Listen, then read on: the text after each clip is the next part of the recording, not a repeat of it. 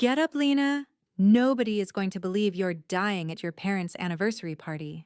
My father said it while I was on my knees beside the ballroom doors, trying to pull air through a throat that felt narrower with every breath.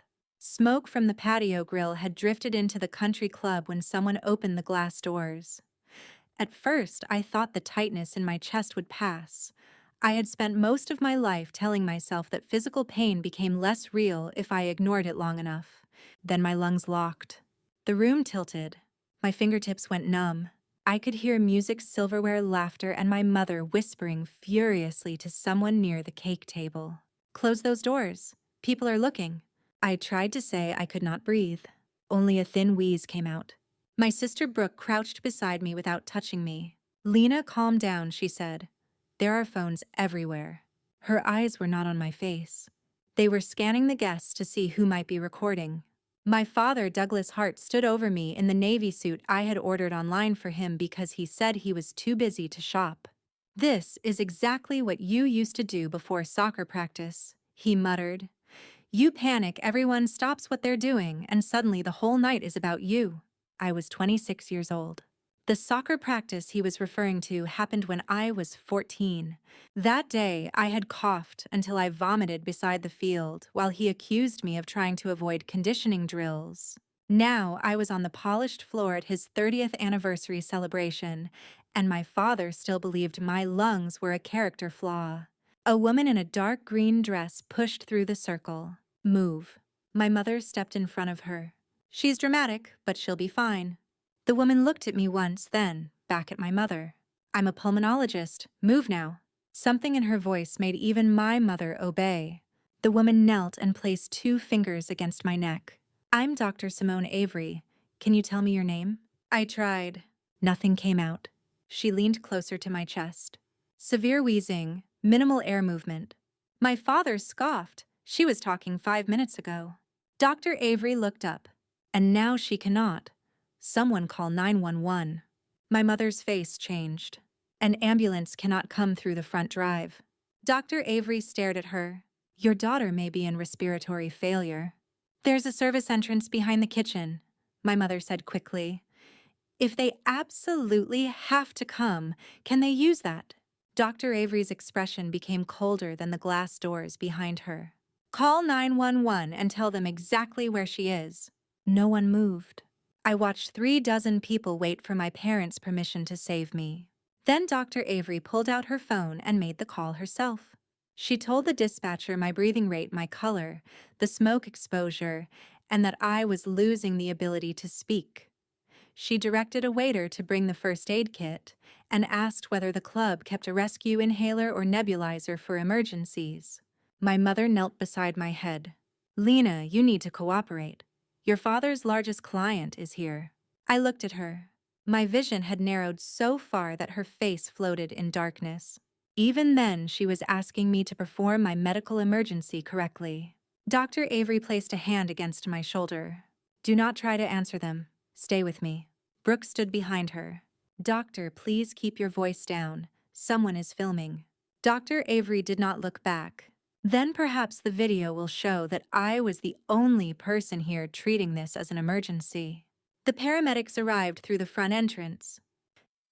My mother flinched when the doors opened and the siren lights flashed across the ballroom ceiling. The anniversary slideshow was still playing behind the dance floor. Photographs of my parents smiling on beaches and cruise ships moved across the screen, while an oxygen mask was strapped over my face. My father leaned toward the lead paramedic. "Can you take her out through the kitchen?" "No," the paramedic said. "It would avoid unnecessary disruption." The paramedic looked at me, then at him.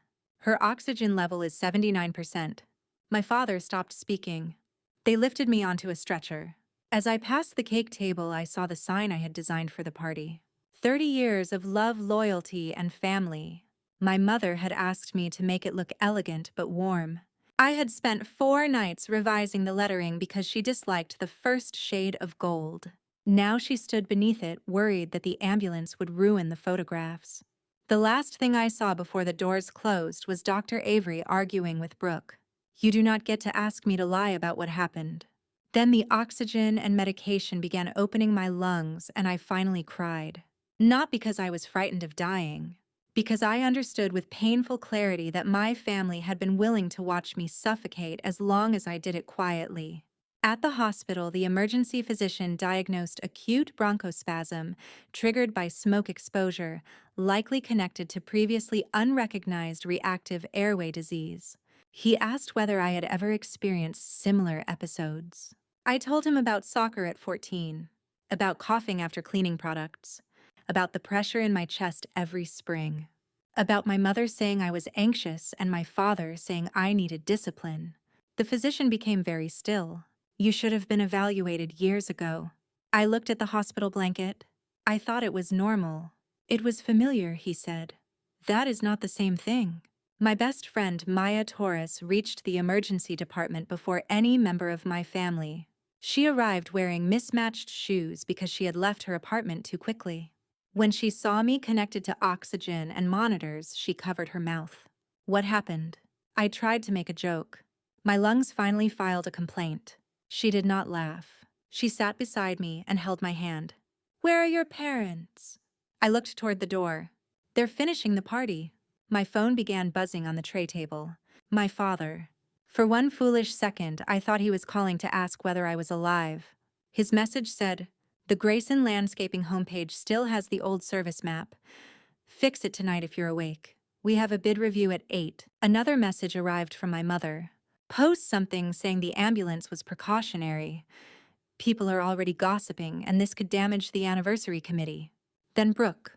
When you feel better, can you update the Harbor Ridge property brochure? The QR code links to the old listing. Also, please don't tell Simone I asked her to calm down. She's being weird about it." Maya read my face. What did they say? I turned the phone toward her. She read the messages, one by one. Her expression changed from confusion to disbelief. You are in the emergency room. I know. Your father is asking for website work. I know. Your mother wants public relations. Yes. And your sister wants a brochure fixed. I began laughing. The laughter hurt my chest and turned into crying. Maya took the phone from my hands. Number. What? You are not replying. They'll keep calling. Then I'll turn it off. My father needs the site for a bid. Your father needed to call an ambulance. The words cut through every excuse I had prepared. I looked away. Maya had watched my family use my labor for years. She watched me build my father's landscaping website without payment because family does not invoice family. She watched me design monthly HOA newsletters for my mother because Denise Hart believed hiring a professional would waste community funds. She watched me create brochures listing templates and social posts for Brooke's real estate business, while Brooke described it as helping your sister get established. Every project was urgent. Every revision was expected. Every request arrived with a reminder of what the family had done for me. My parents helped with tuition for one semester. That semester became a debt with no ending. They gave me a used car at 19. The car became proof that my time belonged to them. They introduced me to Brooke's first clients. Therefore, I was expected to serve her business indefinitely. When I complained, my mother said adults do not keep score with family. But somehow they always remembered what I owed. I could not remember the last time they thanked me without attaching another request. Maya placed my phone in her purse. You are done working for them tonight. I closed my eyes. Just tonight? That depends on whether you finally understand what happened. I did understand. I simply did not yet know how to live like someone who understood. Dr. Avery came to see me after midnight. She had stayed at the country club long enough to provide a statement to the responding officers and club manager. She stood at the foot of my bed. How are you breathing? Better. Good. Thank you. You do not need to thank me for calling emergency services. I think I do. No, she said. That is the problem. I looked at her. She pulled the visitor chair closer. Your family tried to delay care because they were worried about appearances. That is not normal, Lena. I felt shame rise immediately. They did not understand how serious it was. I told them. My father thought I was panicking. He continued saying that after I explained your air movement was critically reduced. My mother was under stress. Your mother asked paramedics to use the kitchen exit. I stared at the oxygen tubing. Dr. Avery softened her voice. You are trying to make their behavior sound less dangerous so you do not have to decide what it means. I began crying again. I don't know how to stop protecting them. Start by telling the truth exactly once. The next morning, the country club video appeared online. It showed me falling near the doors.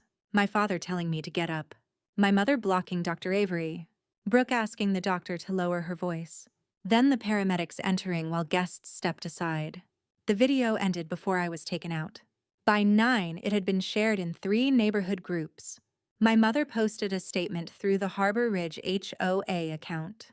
During our private family celebration, our daughter experienced a brief anxiety-related episode. Out of an abundance of caution, emergency services were contacted. We appreciate everyone respecting our privacy and avoiding harmful speculation. I read it twice. Anxiety-related. Brief. Private family celebration. Every word erased what had actually happened. I wrote a reply. Then deleted it. I wrote another. Deleted that too. At 10:30, my father called Maya's phone. She put it on speaker only after asking me. Lena, this situation is getting out of hand, he said. I'm still in the hospital. I know, Denise told me. Not. Are you okay? Not. Can you breathe? This video makes it look like we ignored you, he continued. You did.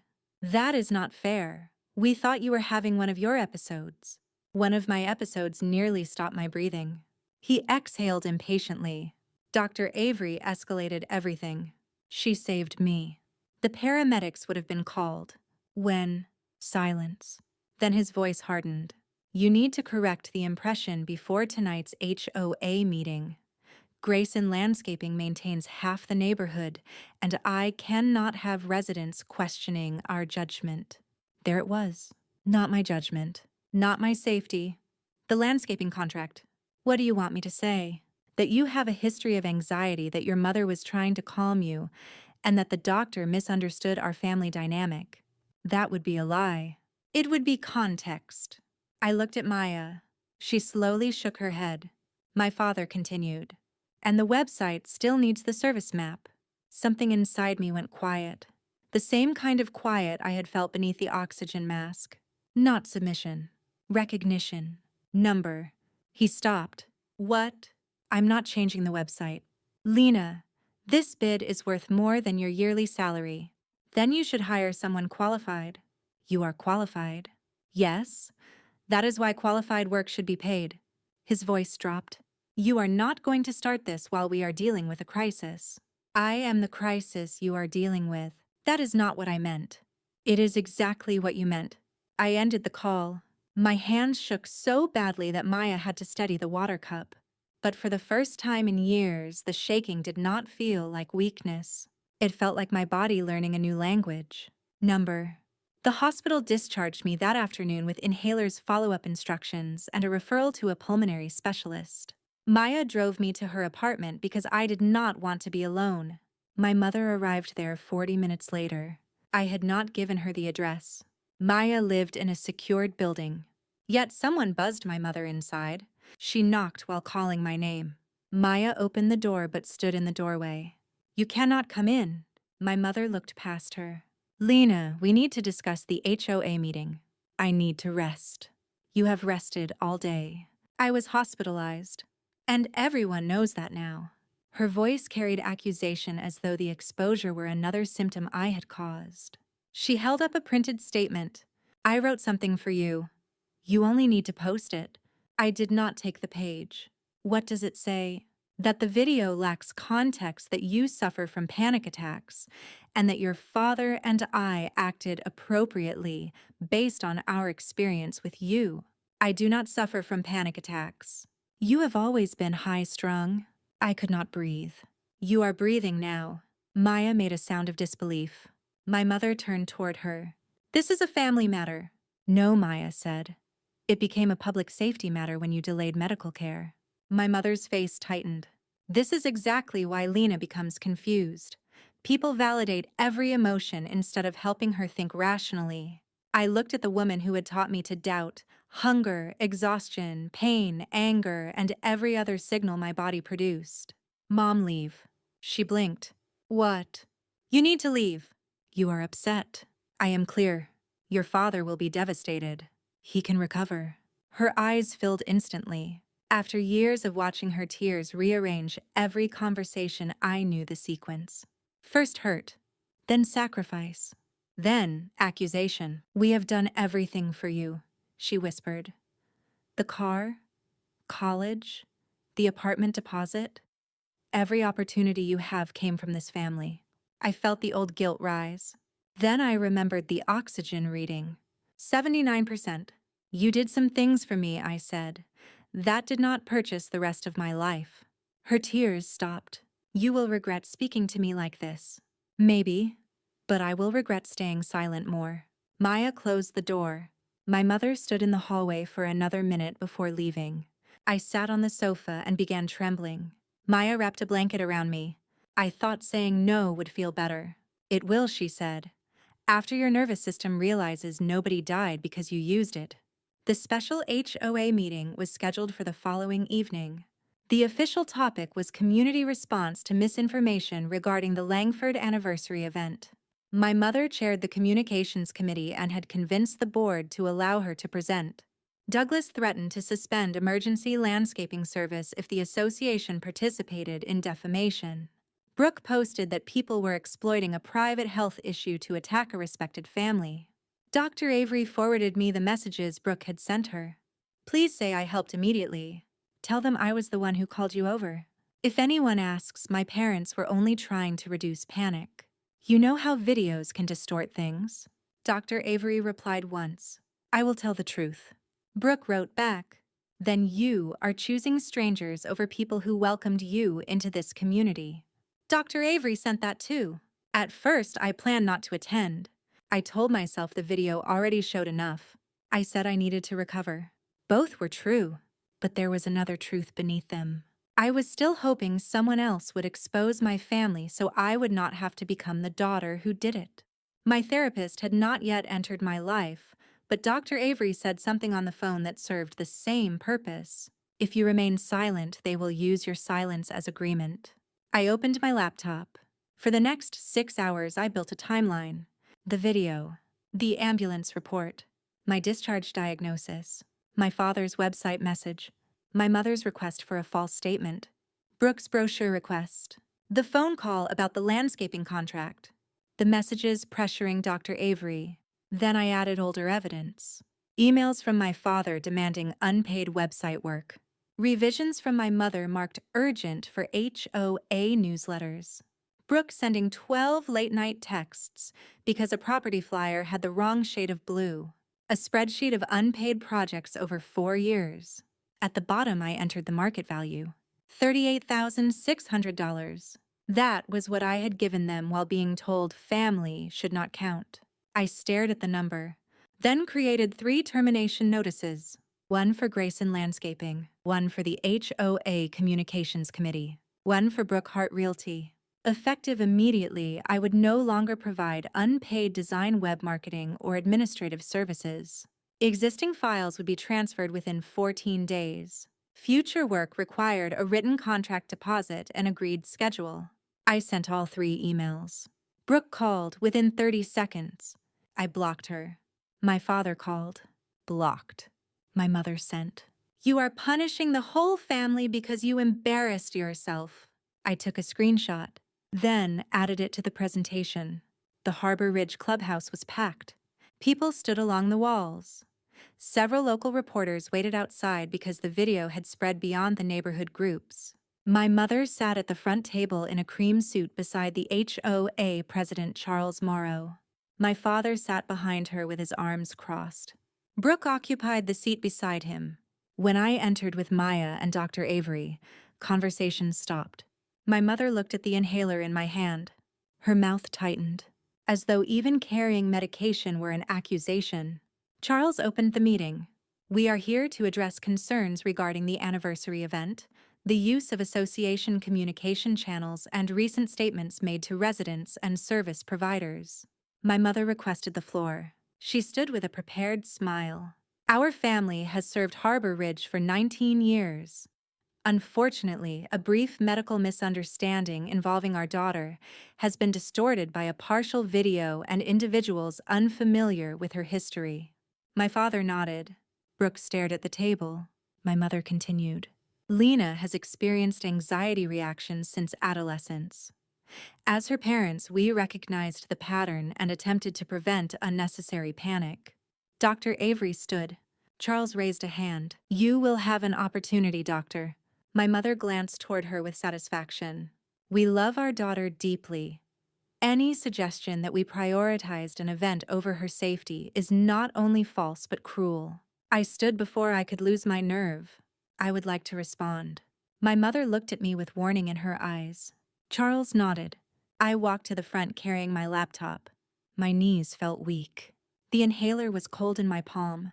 For 1 second, I saw myself at 14 beside the soccer field coughing while my father told the coach not to reward bad behavior.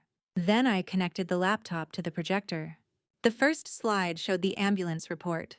Oxygen saturation 79%, severe respiratory distress, emergency transport required. This was not a brief anxiety reaction, I said. It was acute bronchospasm with dangerously reduced oxygen. My mother interrupted. We did not know that at the time. The second slide showed Dr. Avery's written statement. I told them Dr. Avery said from the audience. Multiple times. My father turned. You were creating panic. I was responding to respiratory failure. The third slide displayed my mother's message from the hospital. Post something saying the ambulance was precautionary. People are already gossiping. The room changed. A man near the back whispered. She sent that, while Lena was still admitted. Yes, I said. The next slide showed my father's website request. Then Brooke's brochure request. Brooke stood. That has nothing to do with the medical incident. It shows what each of you considered urgent while I was receiving emergency treatment. My voice trembled. I continued anyway. I spent years believing my family ignored my needs because I did not explain them clearly enough. So I explained more, worked harder, became easier. I thought if I was useful enough, I would eventually become valuable. My father's face reddened. This is not the place for family grievances. You made my medical emergency an HOA public relations issue. You chose this place. I displayed the list of unpaid work, websites, campaigns, newsletters, real estate materials, community event designs. The estimated value appeared at the bottom. $38,600. People began murmuring. My mother looked at the screen. You offered to help. Sometimes. Other times you told me family does not charge. You used money you spent on me years ago as a permanent claim on my labor. My father stood. This is extortion. No, I am not demanding payment for past work. I am showing the pattern. I clicked to the termination notices. Yesterday I ended all unpaid services. I provided a professional transition period. Future work requires contracts. Brooke laughed bitterly. So this is revenge. No. Revenge would be sabotaging your businesses. I am simply no longer donating myself to them. Charles asked Dr. Avery to speak. She described the smoke exposure, my inability to speak the reduced air movement, and my family's efforts to delay or redirect the ambulance. Then she read Brooke's messages, asking her to change the account. Brooke went pale. I was stressed. So was Lena, Dr. Avery said. She still told the truth. Charles then displayed emails my father had sent board members.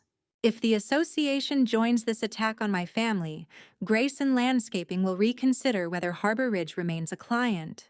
My father stared at him. That was a private business communication. It was a threat tied to your community contract, Charles said. The board entered executive session for 26 minutes. No one in my family looked at me. My father whispered angrily to his attorney by phone.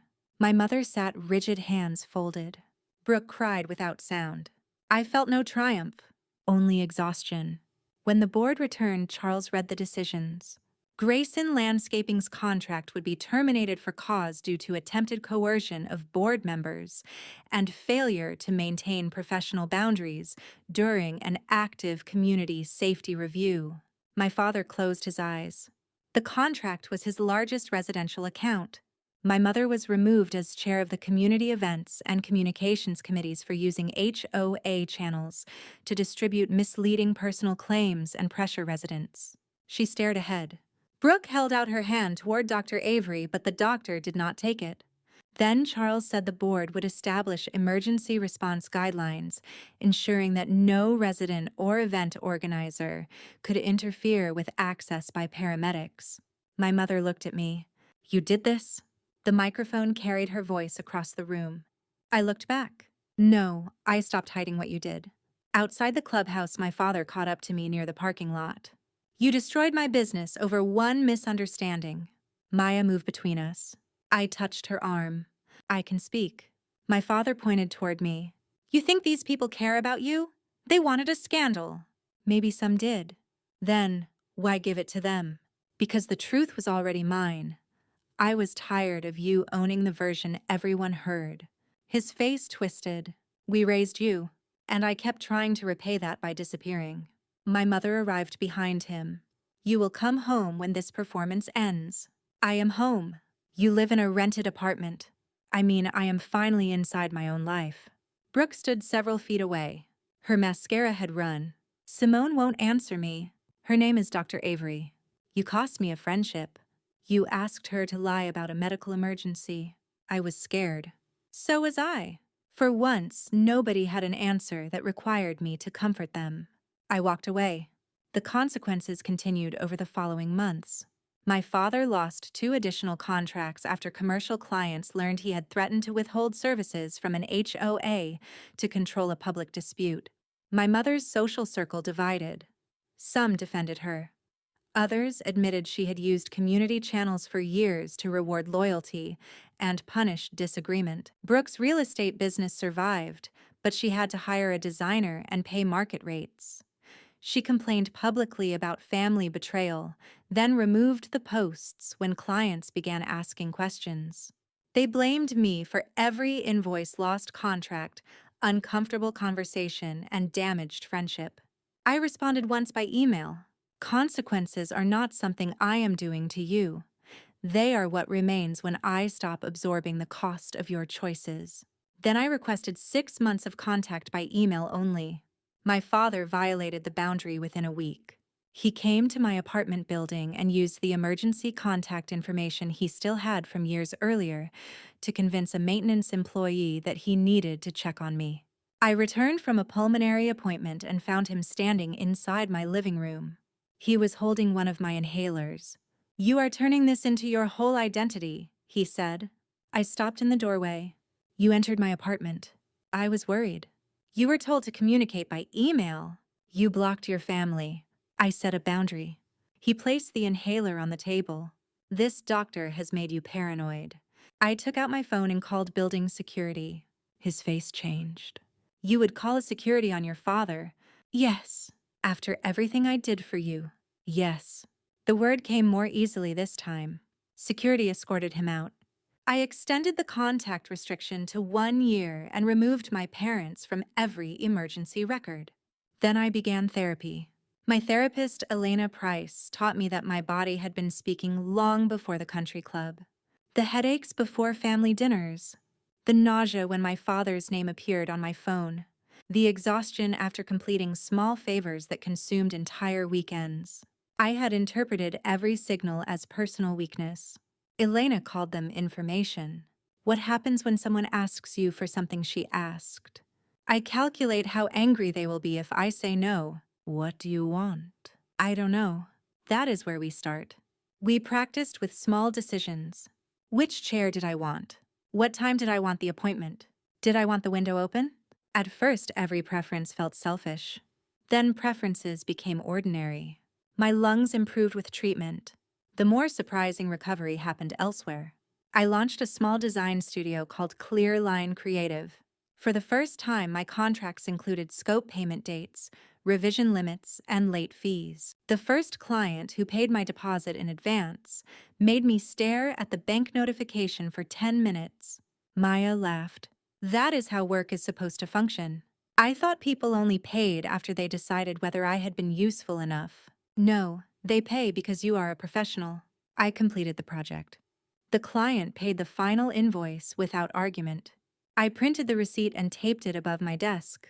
Not because the amount was large, because the transaction contained no guilt, no childhood debt, no reminder that blood should replace compensation. Just work value and respect. Dr. Avery became a friend. She never treated me like a fragile patient. When I canceled dinner because my breathing felt tight, she said, "Thank you for listening to your body." No accusation, no eye roll, no suggestion that illness was an inconvenience I created. The first time she said it, I cried in the grocery store parking lot. 6 months after the HOA meeting, I was invited to speak at a community safety workshop. I almost declined. Public speaking still made my chest tighten. Then I remembered lying on the ballroom floor while everyone waited to see whether my parents approved of the emergency. I stood before 40 residents and said, "Medical distress does not need to look graceful to be real. A person does not have to persuade their family before they deserve care." Afterward, a teenage boy approached with his mother. He had experienced breathing problems during track practice. His coach called him lazy. His mother scheduled an evaluation the next day. That mattered more to me than every argument about reputation. My parents sent apologies eventually. My mother wrote, "We are sorry the evening became so traumatic for you. We made choices under pressure, but everything we did came from love." My father wrote, "I regret that my concern was interpreted as dismissal." Brooke wrote, "I am sorry everyone was overwhelmed." Elena helped me identify what was missing. No one named the behavior. No one accepted responsibility without explanation. No one described what they would change. An apology without change was another request for access. I did not respond. A year after the anniversary party, Harbor Ridge held its summer dinner at the same country club. The HOA invited me, but I hesitated. Then Charles said the evening would include a dedication of the new emergency response station oxygen supplies, an accessible first aid cabinet, direct emergency signage, and staff training. I attended with Maya and Dr. Avery. The ballroom doors remained open to the patio, but the grills had been moved farther from the entrance. Smoke drifted upward into the evening air instead of inside. I wore a red dress. Not because red carried meaning, because I liked it. No one approved it first. During the dedication, Charles thanked the medical professionals and residents who pushed for change. He did not mention my parents. He did not call me brave. He simply said, "This station exists because a resident told the truth about a failure in our community response." That was enough. Later, I stood near the place where I had collapsed. For a moment, my chest tightened. I placed one hand over my ribs and slowed my breathing. Maya noticed. "Need to leave." I considered the question. Not, "What should I do?" Not, "What will people think?" "What do I want?" "Not yet," I said. "But I want to step outside." We walked onto the patio. Dr. Avery joined us with 3 glasses of sparkling water. The night smelled like cut grass and rain. Across the lawn, people laughed beneath strings of lights. No one was watching me. That once would have felt like invisibility. Now it felt like privacy. My family taught me that love meant anticipating other people's needs before they voiced them. That loyalty meant hiding the truth if it protected the family name. That gratitude meant surrendering my time indefinitely. They called me dramatic whenever my body objected. They called me selfish whenever I stopped working. They called me unstable whenever I trusted myself more than them. For years I believed them because they had known me longest. But knowing someone longest does not mean knowing them best. Sometimes it only means having the earliest opportunity to define them. I am no longer the daughter who needs permission to breathe. I am no longer the sister who repairs every emergency for free. I am not the public relations problem from an anniversary party. My name is Lena Hart. I am a designer, a business owner, a woman with lungs that require care and a voice that no longer requires approval. The night I collapsed, my family thought the greatest danger was an ambulance arriving through the front entrance. They were wrong. The greatest danger to their system was that I survived long enough to tell the truth. And once I did, I discovered something they had spent years trying to hide from me. A boundary is not revenge. A consequence is not cruelty, and breathing freely is not the same as making a scene.